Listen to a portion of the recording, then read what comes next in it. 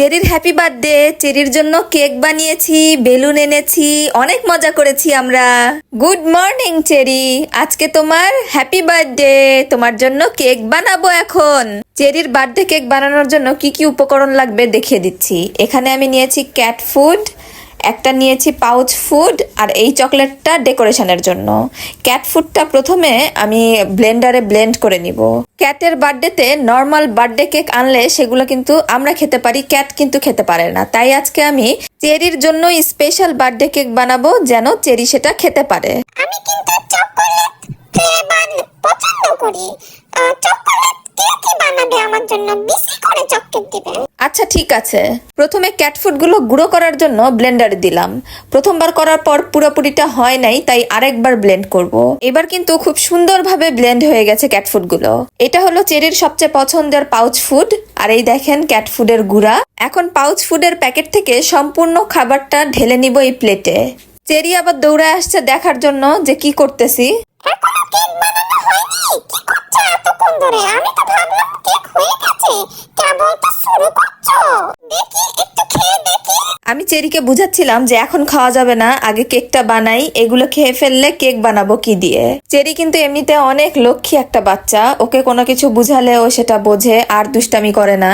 কিন্তু এই পাউচ ফুডটা ওর অনেক পছন্দের, তাই গন্ধ শুকেই ও দৌড়ে এসেছে। ওকে বুঝিয়ে সুঝিয়ে নানুমনির কাছে দিয়ে আসলাম যে তুমি নানুমনির সাথে বসো, খেলা করো। যাই হোক, কাজে ফিরে আসি। পুরা প্যাকেটের খাবারটাই আমি বাটিতে ঢেলে নিচ্ছি। তারপর এর মধ্যে ক্যাট ফুডের গুঁড়োগুলো সবটাই দিয়ে দিব।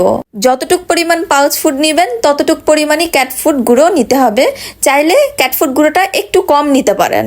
এখন এটা আমি খুব ভালো করে মেখে নিব। যদি মনে হয় মিশ্রণটা একটু শক্ত শক্ত লাগছে, তাহলে আপনারা এখানে মাংস সিদ্ধ করা পানি অথবা নর্মাল পানিও দিতে পারেন। এবার কিন্তু খুব নরম ক্রিমি একটা টেক্সচার এসেছে। আমি এটাকে একটা গোলাকার গোল্লা বানিয়ে নিব। কিউট লাগতেছে না দেখতে? এটা কিন্তু খুবই নরম হয়েছে। প্লেটটা চেঞ্জ করে নিলাম। এই প্লেটেই সুন্দর করে কেকের ডেকোরেশনটা করব। হাত দিয়ে এইভাবে চেপে চেপে একটা সুন্দর রাউন্ড শেপ আনতে হবে কেকের মতো। ওয়াও, এবার সুন্দর লাগতেছে। আস্তে আস্তে মনে হচ্ছে এটা একটা কেক। কেকটা ডেকোরেশন করার জন্য এই চকলেটটা ইউজ করব। যেহেতু চেরির চকলেট খুব পছন্দ, সো এই চকলেট ফ্লেভারটা আনার জন্যই কেকের উপরে এই পুরাটা চকলেট দিয়েই ডেকোরেশন করব। আমাদের জন্মদিনের কেকগুলো যেভাবে বানানো হয় ঠিক সেইভাবেই সবকিছু করছি, জাস্ট উপকরণগুলো আলাদা। আমি কোনোদিন অন্য কারো জন্য অথবা নিজের জন্য কেক বানাইনি, কিন্তু আজকে চেরির জন্য বানাচ্ছি। খুব ভাল লাগছে ব্যাপারটা। এখন কেকের উপরে কিছু ক্যাট ফুড দিয়ে সাজাবো।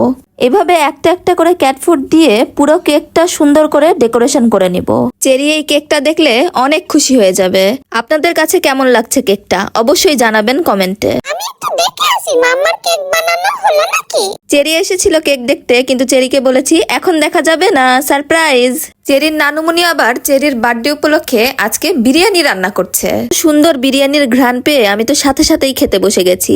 মনিকা মাশরুফাও কিন্তু আছে আমাদের সাথে। চেরির বার্থডে উপলক্ষে আমাদের বাসায় যেন একটা উৎসব শুরু হয়ে গেছে। খাওয়া দাওয়া শেষ করে এখন আবার চেরির বার্থডে ডেকোরেশনের কাজে লেগে গেলাম। রুম সাজাবো, সেগুলোর জন্য বেলুন এনেছি। এই বেলুনগুলো এখন ফুলিয়ে সুন্দর করে সাজাবো। চেরি হা করে দেখছে বেলুন ফুলানো। আমরা অ্যালফাবেট বেলুনগুলো দিয়ে চেরি লিখবো। কমা আর মাসু আবার বেকারিতে গিয়েছিল আরেকটা কেক কিনতে, ওরাও কেক নিয়ে চলে এসেছে। আমি কেক দেখবো, আমাকে কেক দেখাও। এরকম করছো কি জন্য? একটু দেখাও প্লিজ। আমি তো ভেবেছিলাম কেক কাটার সময় চেরিকে কেক দেখাবো, সারপ্রাইজ হবে, কিন্তু চেরি যেহেতু দেখতেই চাচ্ছে, সো আর কি করার। চেরিকেও দেখাই, আপনাদেরকেও একটু দেখাই। এই কেকটা আমরা খাবো চেরির বার্থডে উপলক্ষে। তোমরা একাই খাবে? আমাকেও একটু দিও, সামান্য একটু খাবো। তোমার স্পেশাল কেক কিন্তু অনেক মজা হয়েছে। আচ্ছা ঠিক আছে, এখান থেকেও একটু দিব। কি সুন্দর বেলুন, সোনালি কালার।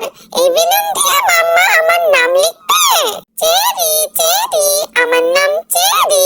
আজকে আমার বার্থডে, সবাই দেখো। মনিকা, মাসু আর কমা মিলে চেরির বার্থডে ডেকোরেশনটা করছে। কি সুন্দর করে অ্যালফাবেট বেলুন দিয়ে চেরির নাম লেখা হয়েছে। সুন্দর না? বেলুন ফুলাতে যে এরা যে কি তামাশা শুরু করেছে দেখেন। আমি চেরির জন্য একটু চিকেন স্যুপও বানিয়েছি, এটা চেরি পছন্দ করে তাই। চিকেনটা আমি সিদ্ধ করে রেখেছিলাম আগেই, এখন ছোট ছোট টুকরো করে স্যুপ বানিয়ে ফেলবো। চেরি তো এটা খুব পছন্দ করে। কিট্টি আর চেরির আম্মু আসলে ওরাও এটা খেতে পারবে। পরের ভিডিওতে দেখাবো চেরি কিভাবে বার্থডে কেক কাটলো আর কিট্টি আসার পর কি কি হলো।